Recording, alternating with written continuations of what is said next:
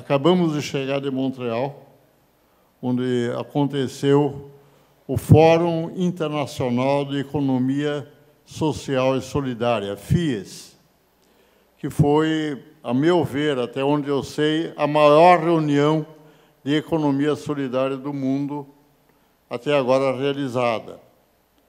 Havia ali 1.300 pessoas de 67 países diferentes, de todos os continentes.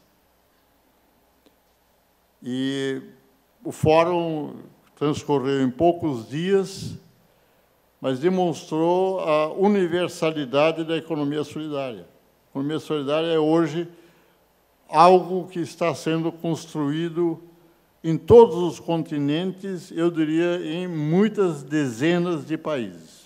E no momento em que a esquerda mundial, eu digo isso com muita tranquilidade, a esquerda mundial está à procura de um norte, está à procura, se quiserem, de uma utopia, porque as lutas têm que ter um norte para chegar a alguma coisa profundamente diferente do que temos aqui. As nossas lutas não podem se limitar a nos defender, eu diria, dessa insanidade que tomou conta do capitalismo hoje no mundo inteiro. Estamos numa crise que começa lá na Europa, mas pode se estender a todos os continentes, uma crise totalmente desnecessária. Não é a crise da natureza que está reagindo aos maltratos, é uma crise fabricada pelo próprio capitalismo, no que ele tem de mais extremo, que é o seu segmento financeiro. A economia solidária aparece como a anticrise.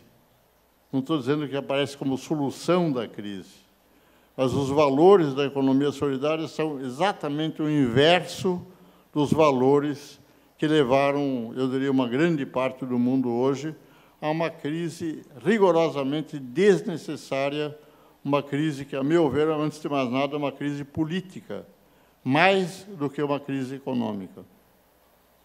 E, nesse sentido, esta reunião aqui e outras reuniões como essa serão fundamentais para encontrar saídas para essa crise que começa no plano político, passa pelo plano econômico e desemboca no plano ambiental, na enorme crise ambiental que o mundo se encontra e que, no ano que vem, aqui no Rio de Janeiro, no Rio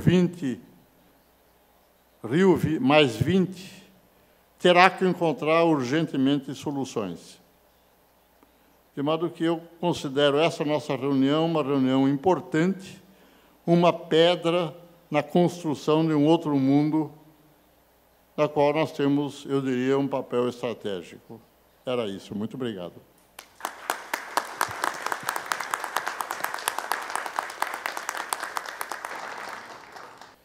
Buenos días a todos y todas. Muchas gracias al profesor Paul Singer y a Sidney Lianza por la invitación y el privilegio de poder dirigirme a ustedes sobre este tema. Nosotros estamos dentro de 2 años, 2013, serán 40 años del Pinochet, del derrocamiento de un gobierno socialista democrático en América Latina, y fue el comienzo de la instalación de un proyecto, el proyecto conservador, normalmente llamado neoliberal, que se planteó la posibilidad de transformar nuestras sociedades, nuestras economías, y lo hizo a sangre y fuego, lo hizo con violencia militar, y lo hizo con la violencia de la deuda externa, con la violencia de la imposición de políticas del Fondo Monetario, del Banco Mundial. Y fue espantoso el resultado de este proyecto, de la implementación de este proyecto político. Fue la política transformando la economía. Una economía que se quiso hacer de libre mercado, sin Estado o con el menor Estado posible, o con un Estado dedicado a esa transformación de la economía. Un proyecto destructivo por la política y destructivo por el tipo de mecanismo ciego, mercado libre, que quiso establecer. Generó sociedades mucho más polarizadas de lo que ya eran, mucho más desiguales, rompió tejidos sociales, creó anomia, pérdida de sentido. Y como Polanyi planteó después de la Segunda Guerra Mundial, y lo venía planteando durante la Segunda Guerra Mundial, la sociedad en un segundo movimiento comienza a defenderse. Y ya probablemente es difícil poner una fecha, siempre hubo resistencia, dolorosamente reprimida muchas veces, pero la sociedad comenzó a defenderse, tal vez podríamos decir, con las primeras movilizaciones en los países del mundo andino, donde los gobiernos que no cumplían con el mandato electoral fueron bajados por los movimientos sociales. Y hoy tenemos un resultado de esta movilización social que es una oleada de nuevos gobiernos, de gobiernos de signo popular. La política está habilitando el desarrollo de otros proyectos políticos que retoman la posibilidad de un Estado democrático, de un Estado rector de la economía. Y esto nos pasa desde Venezuela, Ecuador, Bolivia, Brasil, Argentina, Uruguay, Paraguay. Vemos que hay este signo popular en las políticas. Y al mismo tiempo hay lo que se manifestó muy claramente en el Foro Social Mundial, una sociedad que desde la base, desde aquellas extraordinarias y estas extraordinarias comunidades eclesiales de base en Brasil, pero desde muchos otros lugares en América Latina, que empieza a plantearse la posibilidad de una resistencia desde la economía, una generación de nuevas formas de organización de lo económico ante la masiva y estructural exclusión de esa economía que fue construida por ese proyecto neoliberal. Y la economía social, la economía solidaria, la economía popular, la economía de la comunión, las diversas formas de llamar estas iniciativas, comenzaron a tomar cuerpo, comenzaron a estar muy presentes en los movimientos sociales, en particular, como digo, en el Foro Social Mundial. Hay muchas experiencias nuevas, muchas búsquedas.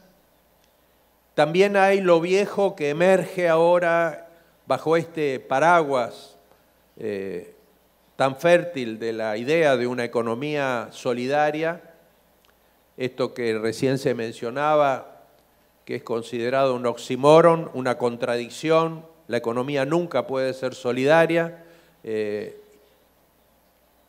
en todo caso implica, porque esta puede ser una afirmación que podemos, obviamente la vamos a cuestionar, pero también, por lo menos lo que autores como Caillé plantean en Europa, es que no es que se está atacando la solidaridad, sino que se está diciendo que para ser solidaria la economía, esto tiene que ser desde la política, no desde la misma práctica económica. Entonces esto abre un debate importante, un debate significativo. Nosotros creemos que esto se resuelve diciendo que la política no se hace desde afuera de la economía, sino en el interior de la economía, que la economía está, que la política está en la economía y que así debe ser. Entonces, en este contexto, en este evento que se ubica en ese contexto, en esta búsqueda de formas, que la reflexión nos indica de que este camino de construir otra economía, que es un salto mayor, ya no es solo hablar de experiencias de economía solidaria, sino que se sube la apuesta y se habla de otro mundo es posible y otra economía es posible. En esto nos encontramos todos los que luchan por esta economía y la practican, con que no solo hay opositores externos, no solo el neoliberalismo y todo su aparato que no ha desaparecido, ¿no? Que está con muchas crisis como la que se mencionaba ahora, pero el neoliberalismo está ahí, no creo que podemos sentarnos a descansar de que se acabó. Y sobre todo está presente en el sentido común. Son 40 años de bombardeo, de atemorizamiento de la población, atemorizamiento por la represión brutal, por la hiperinflación, por la pérdida del empleo, por la amenaza del desempleo, por las generaciones de jóvenes que no le encuentran sentido porque no ven cómo se integran a la economía. Es mucho tiempo de amenaza y el sentido común está colonizado por esta idea de que cada uno tiene que ver cómo se las arregla, cómo sobrevive, y esto es en una lucha contra los demás. El individualismo, el egoísmo son desarrollados en esta búsqueda pragmática de cómo sobrevivir. Y este sentido común está no solo en los sectores que están en condiciones difíciles y donde su vida misma, la reproducción de la vida, está en crisis. Yo creo que lo que el neoliberalismo ha generado tiene estas crisis, ese sistema económico, pero hay una gran crisis que no empezó ahora ni en el 2008, que es la crisis de reproducción de la vida, y que está ahí, o sea, y que no la estamos resolviendo fácilmente. Está en crisis la posibilidad de una vida digna de millones y millones de personas. Y estoy hablando de América Latina, pero esto se está extendiendo obviamente en el mundo. Hay un problema entonces, y es que en el mismo sentido común hay dificultad para entender y pensar que otra economía es posible. Y por eso que muchas iniciativas que se llaman de economía solidaria, de economía social, a veces se limitan a ver cómo es posible insertar a los excluidos en el mismo sistema que los excluye. Y entonces hay un posible ruido entre esa búsqueda pragmática inmediata y la gran idea de que una economía, un sistema económico puede ser solidario, todo el sistema económico.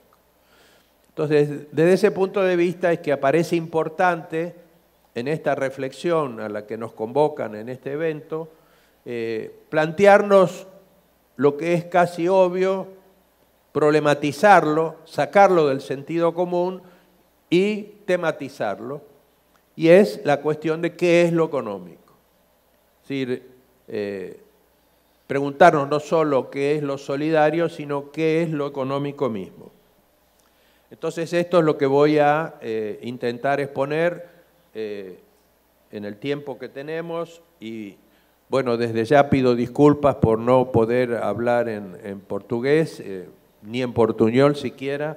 Por lo menos me da mucha vergüenza intentarlo, y además no lo hago bien, entonces les pido disculpas, pero entiendo que hay un sistema de traducción que puede resolver esto. ¿Qué es lo económico? Hay dos definiciones, dos corrientes que están en contraposición sobre esto. Hay una definición que Polanyi llamó formal, que es la definición que dice lo obvio: económico, economizar, ahorrar, gastar menos. Económico, con los mismos recursos, hacer más. Calcular, no usar los recursos de cualquier manera, sino calcular, optimizar. Y además, esta definición parte de la idea de que los recursos son escasos, han sido, son y serán siempre escasos. Y que siempre hay el problema de que tenemos fines alternativos y tenemos que ver cómo resolvemos la asignación de esos recursos escasos a los fines. Y esto sería para esa concepción lo económico. planteado qué es lo económico, el paso siguiente es cómo se resuelve ese problema. A nivel individual, a nivel de una empresa, a nivel de un individuo, de una familia, se resuelve calculando, estimando los recursos, viendo cuánto cuestan, viendo qué resultados podemos tener, qué tecnologías podemos aplicar y haciendo ese cálculo encontrar la mejor solución posible. Esto tiene que ver con una concepción de la racionalidad como racionalidad instrumental. Las decisiones que tomamos están marcadas por los fines. Dado el fin, organizo los medios de manera de lograr lo mejor posible ese fin al menor costo posible.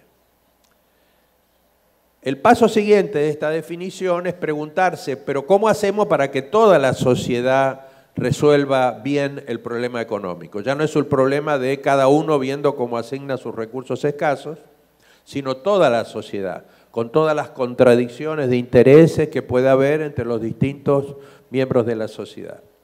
Y esta posición tiene una respuesta de la cual no duda, que es que la manera de resolver esto a nivel social es a través del mercado. Que cada uno de nosotros, que cada una de las organizaciones participe en el mercado buscando, estableciendo relaciones de intercambio, comprando, vendiendo, buscando la máxima participación en la riqueza que puedan lograr, el máximo ingreso, la máxima satisfacción, la máxima valorización del capital invertido. Y el mercado es el lugar que hace que si uno toma las decisiones incorrectamente, si no asigna bien los recursos, el mercado lo va castigando y le va indicando a través de la competencia que tomó mal las decisiones. Los que toman bien esas decisiones, los que eligen la mejor tecnología, los que pueden bajar los costos, los que pueden acumular más, van a ser exitosos y son los que van a mostrar el camino de la buena asignación de recursos, del buen entendimiento de lo que es la economía. El mercado necesita individuos y organizaciones egoístas, maximizadoras, oportunistas, y esto está dicho, esto es bueno, no es un problema. Así debe ser, si no, no funciona el mercado. Si no somos competitivos, si decidimos ser solidarios, eso va contra el mercado. Los sindicatos son un problema los trabajadores solidarios son un problema para el mercado libre y para el neoliberalismo. Es más, políticamente el neoliberalismo atacó a las dirigencias sindicales y atacó a los sindicatos. O sea, no fue solo a través del mercado libre, sino directamente y violentamente. Disolver núcleos de solidaridad. Desde ese punto de vista, sí creo podemos decir, Carlos Weiner dijo acá, la economía no puede ser solidaria, que el mercado no puede ser solidario, porque está en su estructura que tiene que ser competitivo, que tiene que ser individualista, que cada uno tiene que buscar lo mejor para él, y que por esa mano invisible que mencionaba Anna Smith, se va a lograr misteriosamente que todos estemos en la mejor situación posible y que toda la sociedad haya asignado los recursos de la mejor manera posible. Esa es la definición y las consecuencias, los principios de acción que surgen de esa definición. Esta es una teoría normativa, esta dice lo que hay que hacer. Esta dice que hay que calcular, que hay que optimizar, que hay que minimizar los costos. Todo esto, por ejemplo, implica que una empresa que tiene que competir y tiene que acumular, porque si es una empresa de capital y no lo hace, el mercado la va a castigar. Tiene que acumular para poder innovar, para poder competir, tiene que ampliar sus mercados. No puede quedarse quietita y decir, tengo lo suficiente el empresario. Si hace eso, no es un representante de esta buena lógica de asignación de recursos. Esa empresa tiene que minimizar costos. Y eso implica, a nivel microeconómico, pagar los menores salarios que se pueda. Si se puede, no pagar las contribuciones sociales que están estatuidas por derechos sociales, por derechos laborales. Una de las cosas que atacó el neoliberalismo es la cultura de derechos sociales que se había ido desarrollando por las luchas populares y también por la política en esos años después de la Segunda Guerra Mundial. Entonces la propuesta es acabar con la cultura de derechos. La palabra derecho social es contraria a la lógica del mercado, porque no es el resultado de un éxito económico, es resultado de una lucha política, de una correlación de fuerzas, de un imponer valores y éticas que no son las propias del mercado. Entonces el empresario tiene que minimizar y si no lo hace, lo va a castigar el mercado. Tiene que minimizar y entonces si elige una tecnología que contamina el agua, que contamina el ambiente y eso cuesta menos, eso es lo que hace. Siempre va a haber excepciones de personas, de empresarios que tienen una moral, una ética adicional que hace que no tomen algunas de estas decisiones, que quiera tener otro tipo de relación con sus trabajadores. Esas cosas pasan, que cuide la naturaleza, que sea ecologista, puede ser. Lo que pasa es que no es lo que produce el mercado, no es lo que la institucionalización del mercado impulsa. Siempre va a haber casos raros, pero son excepcionales. Entonces, si va a haber un cambio en esto, tiene que venir o desde la política o desde la construcción de otro sistema económico, de otra institucionalidad. Y para eso necesitamos teoría, una teoría que permita ver que esta economía, primero, fue una construcción, porque aquella teoría, la teoría formal, la neoliberal, nos dice que así es, que la naturaleza humana es que somos egoístas y competitivos y que la economía tiene que ser esta economía de mercado y que la lucha histórica fue llegar a la economía de mercado libre. Entonces Fukuyama nos va a decir, se acabó la historia, ya estamos, ya se llegó, falta un poco, pero ahí estamos. Hace falta teoría para ver investigación histórica, antropológica, y en eso Polanyi por eso está hoy tan tenido en cuenta, no solo porque él estaba en un momento equivalente, no igual a porque era después de las consecuencias desastrosas que el liberalismo había provocado, y ahora estamos ante las consecuencias desastrosas que el nuevo liberalismo, el neoliberalismo ha provocado. Entonces Polanyi plantea, por un lado, esta afirmación y muestra en sus trabajos cómo la economía capitalista, como el mercado, fue construido desde la política, desde el Estado, desde la fuerza, cómo se separó a los campesinos de la tierra porque hacía falta un mercado de trabajo y un mercado de tierra, cómo la naturaleza tenía que ser convertida en tierra que se compra, se vende, se mide, se calcula cuánto cuesta por hectárea o por metro cuadrado. Tiene que funcionar como si fuera una mercancía, aunque realmente no lo sea, porque no tenemos la posibilidad de producir y producir tierra como podemos producir latas de arvejas.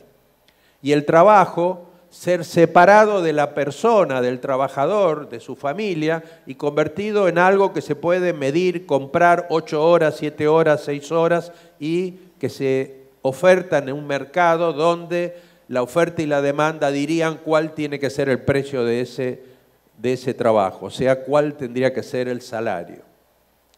Y el dinero también es convertido en una mercancía. Estos son los planteos que hace Polanyi para mostrar cómo se construyó esto, cómo no fue resultado natural de la evolución humana.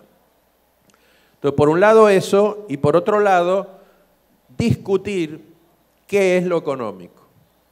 Y entonces, ya, mientras que la otra economía, la otra teoría es una teoría formal, porque por último lo que está proponiendo es un procedimiento, calcular, optimizar, un comportamiento, aparece la posibilidad de pensar una economía sustantiva, donde lo que está en el centro es el sustento del hombre.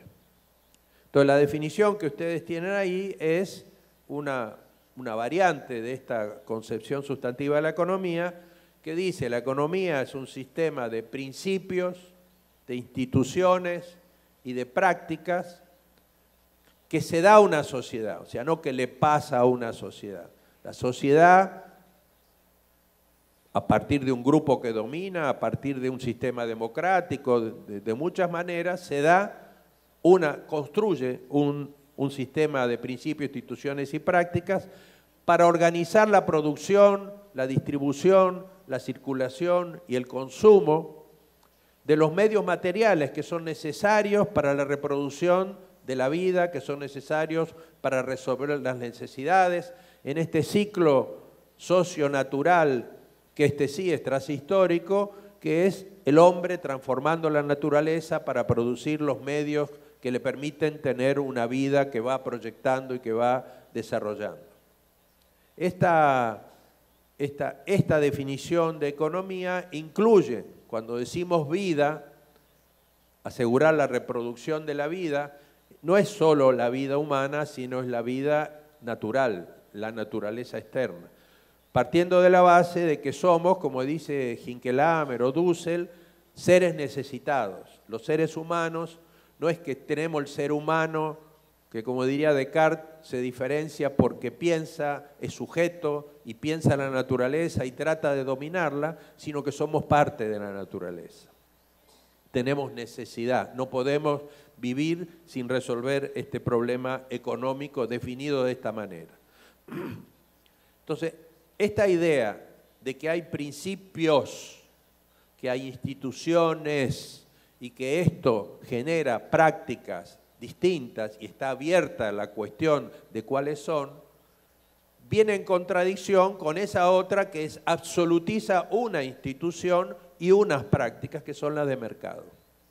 Todo esto nos va a permitir ver que no se trata de abolir el mercado, error histórico alguna vez creer que esto se podía hacer, sino de ubicarlo en un sistema social que controla, regula, organiza esa parte de ese mecanismo que es el de mercado, pero donde hay también otros principios de organización de lo económico, otras prácticas que no son las típicas del sistema de mercado.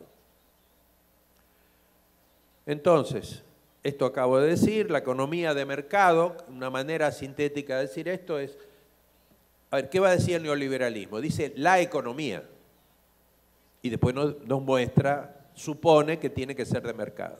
Entonces, desde esta perspectiva de la economía sustantiva, adjetivamos, decimos, hay la posibilidad efectivamente de una economía de mercado, que en realidad tal cual no se ha dado nunca todavía, pero que estamos experimentando un avance extraordinario de esta propuesta de una economía de mercado a través de la mercantilización de todas las actividades humanas que se viene dando y se nota claramente en estos 30 años. Esta propuesta es que la educación tiene que ser organizada como un mercado, que tiene que ser negocio, que tiene que ser oferta y demanda, que tiene que haber competencia. El deporte está cada vez más mercantilizado. La cultura se convierte cada vez más en negocio. Y organizado todo esto por la oferta y la demanda. La ciencia, la tecnología. Nosotros en las universidades, cuando queremos investigar algo, tenemos que armar un proyecto, calcular cuánto va a costar, poner en números, indicadores cuantitativos, cuáles van a ser los resultados, e ir a un cuasi mercado de asignación de recursos. Entonces hay un proceso de mercantilización que es más allá que la privatización que impuso el neoliberalismo y que es un cambio cultural muy importante en nuestras sociedades. Entonces, economía de mercado no es solo que la producción de los bienes, de las mercancías usuales se hacen a través del mercado, para el mercado y ahí se consiguen, sino que todas las acciones humanas que no considerábamos económicas son mercantilizadas desde esta perspectiva. Es un proyecto civilizatorio lo que estamos enfrentando. Ahora, las economías realmente existen. Esto que acabamos de decir tiene un elemento utópico, es decir, von Hayek y Milton Friedman tienen la utopía de que la buena sociedad, la buena economía es una economía de mercado. Es una utopía que como todas las utopías que se pretende realizar, es destructiva. Porque la utopía es lo imposible que sin embargo nos orienta, nos ilumina, nos da caminos, pero no se puede efectivamente realizar. Como tampoco se pudo realizar la planificación centralizada perfecta. Intentar organizar la economía con un solo principio, el de la planificación, también fue desastroso.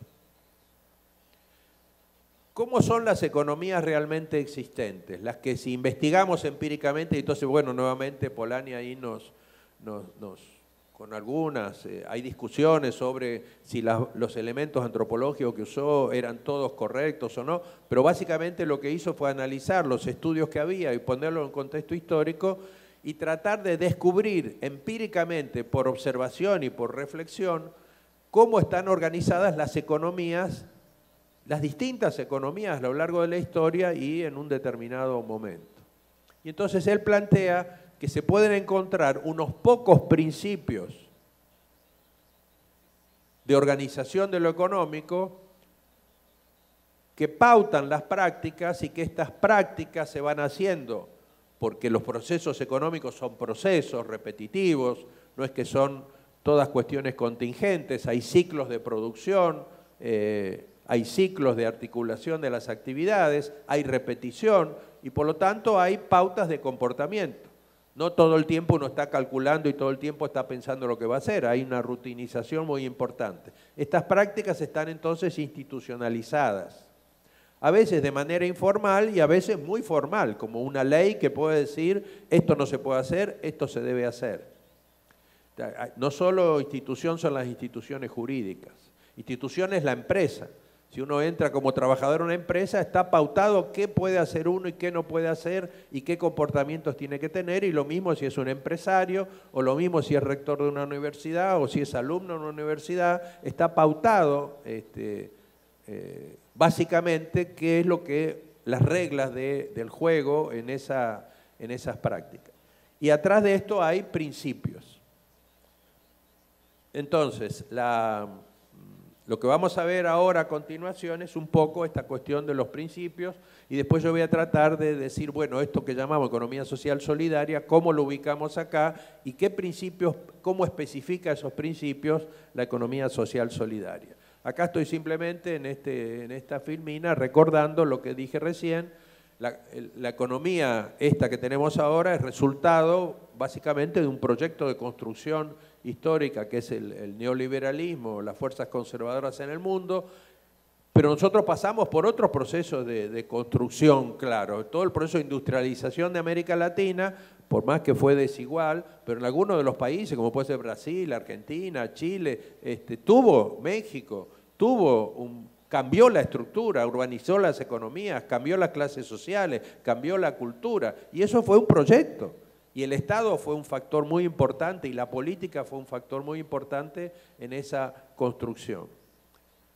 Luego tenemos en Europa también la construcción del Estado de Bienestar, que fue la respuesta que esperaba Polanyi que hubiera, que la sociedad regulara al Estado, dirigiera al mercado, dirigiera el proceso económico, redistribuyera esto que se corporizó en aquellos 30 años dorados, como lo ven en el norte del Estado de Bienestar. Y tenemos la economía del neoliberalismo. Si hablamos de otra economía, entonces con esta visión o este esquema mental, será una economía que combina, si hay principios invariantes, pero que pueden tomar valores distintos, formas distintas, ahora vamos a ver, en una u otra economía habría que pensarla como una combinación especial de estos principios que estarían presentes en toda economía. Entonces, ¿cuáles son una enumeración de estos principios? Esto no es una lista cerrada, creo que Polanyi hizo una lista relativamente corta, acá hay un poco de ampliación, es para discutir, es para ver si descubrimos otros, no tiene que ser esto, no es como un dogma. Entonces, primero pensar, y en esto la obra de Dussel es muy clarificadora de esto, que por encima de los principios económicos, así como puede haber principios políticos, hay principios éticos. que toda construcción en la práctica tiene, o implícitamente en la práctica, o teóricamente, una referencia que son principios éticos, es decir, principios no negociables, principios que nos indican el deber ser, cómo deben ser las cosas. Entonces, contraponemos dos principios éticos que están hoy en pugna en el mundo.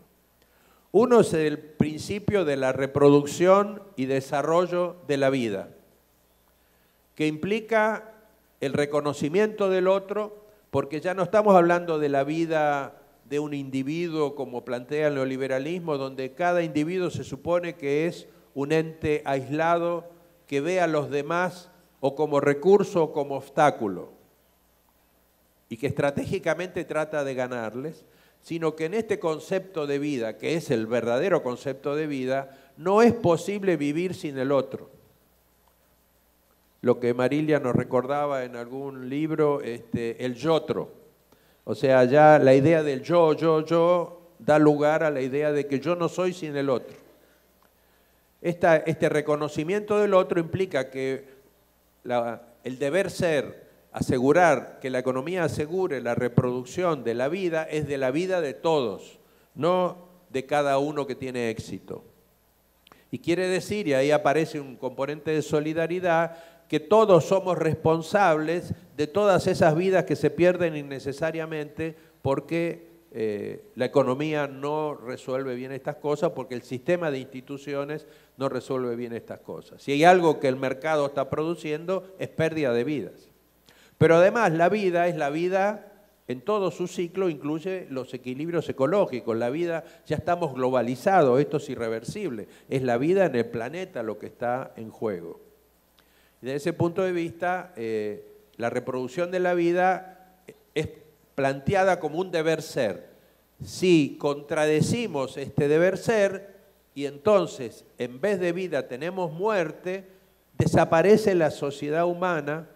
Como esto puede parecer muy catastrófico, pero veamos todas las predicciones de hacia dónde va el ecosistema Tierra.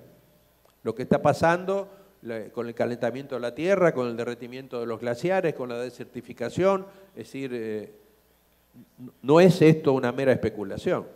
Y muchos de esos procesos son irreversibles en este momento, pero se están acentuando porque hay una resistencia a incorporar este deber ser en las prácticas económicas predominantes. Este principio tiene en el centro la defensa de la libertad, pero no es una libertad egoísta a costa de los demás, sino que es una libertad positiva. Y plantea la tesis de que vamos a conseguir reproducir mejor nuestras vidas si trabajamos juntos, si cooperamos, si somos solidarios. Entonces la libertad la ganamos construyendo colectivos, construyendo un nosotros. El otro principio ético es el que plantea el neoliberalismo, es el de la reproducción del capital privado. Es decir, la búsqueda de cada uno del máximo que puede lograr. Y obviamente algunos empiezan a acumular, logran acumular, acumulan y empiezan a explotar el trabajo ajeno, y esto va generando una estructura de grandes grupos económicos, la reproducción del capital privado, que obviamente da lugar también a un sistema de acumulación de capital a nivel social que repercute sobre los comportamientos, etcétera, etcétera. Esta es una propuesta basada en el individualismo.